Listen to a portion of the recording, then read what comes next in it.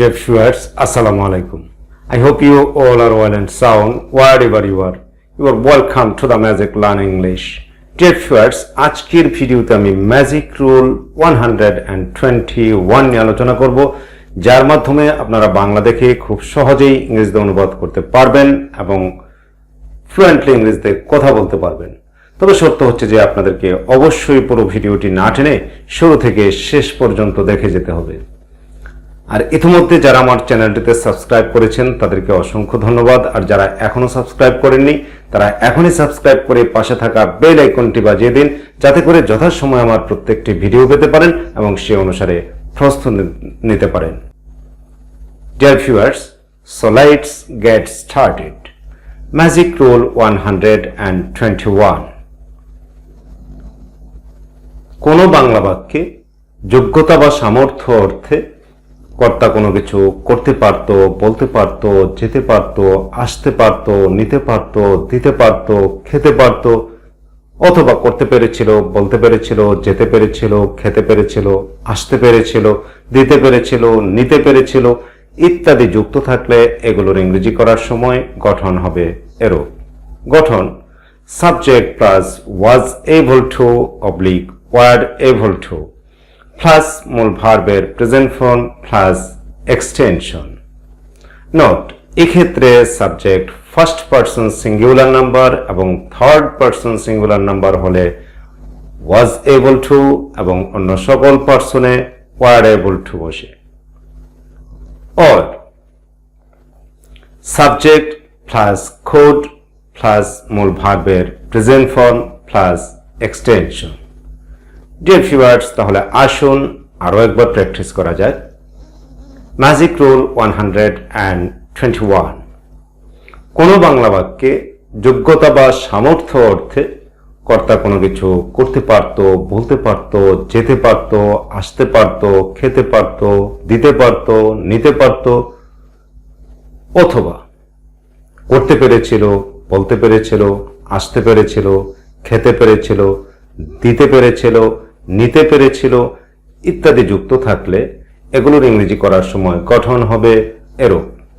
গঠন subject plus was able to oblique were able to plus মূল ভার্বের present form plus extension. Note, এক্ষেত্রে subject first person singular number এবং third person singular number হলে was able to এবং অন্য সকল পার্সনে ওয়ার এবল টু বসে। or subject plus could plus মূল ভার্বের present form plus extension. Dear viewers, তাহলে আসুন উদাহরণের মাধ্যমে বিষয়টিকে ক্লিয়ার করে নেওয়া যাক। যেমন, আমি তাকে সাহায্য করতে পারতাম বা পেরেছিলাম।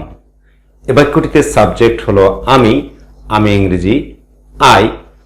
প্রথমে আমরা গঠন অনুসারে বসাবো সাবজেক্ট, বসালাম সাবজেক্ট আই। তারপর আইয়ের সাথে বসে ওয়াজ এবল টু, সো বসালাম ওয়াজ এবল টু। তারপর মূল ভার্বের প্রেজেন্ট ফর্ম। বাংলা বাক্যটিতে মূল ভার্ব হচ্ছে সাহায্য করা, সাহায্য করা ইংরেজি হলো হেল্প, সো বসালাম হেল্প। তারপর এক্সটেনশন বা বাকি অংশ। এক্সটেনশনে রয়েছে তাকে, থাকে ইংরেজি হিম, বসালাম হিম। তাহলে আমি তাকে সাহায্য করতে পেরেছিলাম এর ইংরেজি হচ্ছে I was able to help him। or দ্বিতীয় গঠন অনুসারে প্রথমে আমরা বসাবো সাবজেক্ট, সাবজেক্ট আমি, আমি ইংরেজি আই।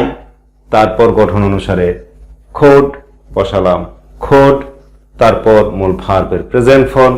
বাংলা বাক্যটিতে মূল ভার্ব হচ্ছে সাহায্য করা, সাহায্য করা ইংরেজি হলো হেল্প, বসালাম হেল্প। তারপর এক্সটেনশন বা বাকি অংশ।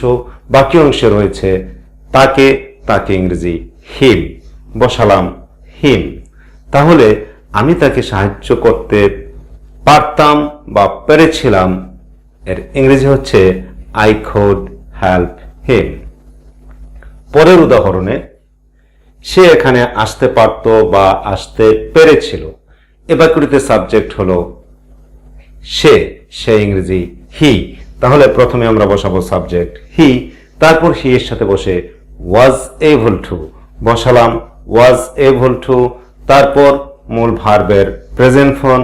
বাংলা বাক্যটিতে মূল ভার্ব হচ্ছে আসা, আসা ইংরেজি খাম বসালাম খাম, তারপর এক্সটেনশন বা বাকি অংশ।